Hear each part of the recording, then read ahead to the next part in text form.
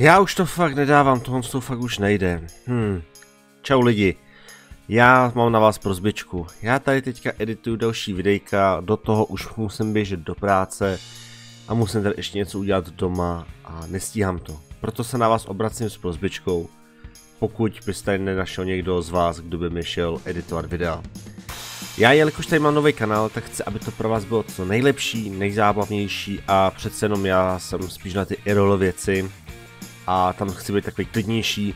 Tady v těch videích taky bych měl být asi klidnější, je to moje podstata, ale ty videa by mohly být pro vás zajímavější.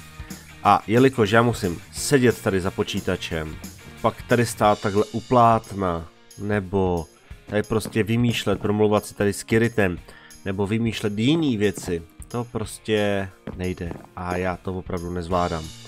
Takže pokud je tady někdo, kdo by mi chtěl editovat videa, dokázali bychom se domluvit na nějaký spolupráci, pak i případně nějakým placení, ale jak vidíte, jsem malý kanál, druhý kanál taky mi úplně neroste a teďka budu trošku stagnovat, takže jsem to rozdělil, takže nemůžu očekávat, že by mi ten YouTube zatím vydělával. Pokud u mě vydrží ten člověk dlouho, pak si můžeme na něčem domluvit úplně pro něj epickým, já s tím nemám problém, ale momentálně teďka to není úplně v mých silách.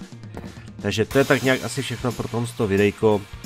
Já jsem chtěl, pokud by se tady někdo objevil, kdo by mi chtěl pomoct, nebo koho by to bavilo, chtěl by se na mých videích učit, přece jenom teďka tady není co zkazit, jsme na začátku tohoto kanálu, takže určitě se můžeš ozvat a budu moc rád za pomoc.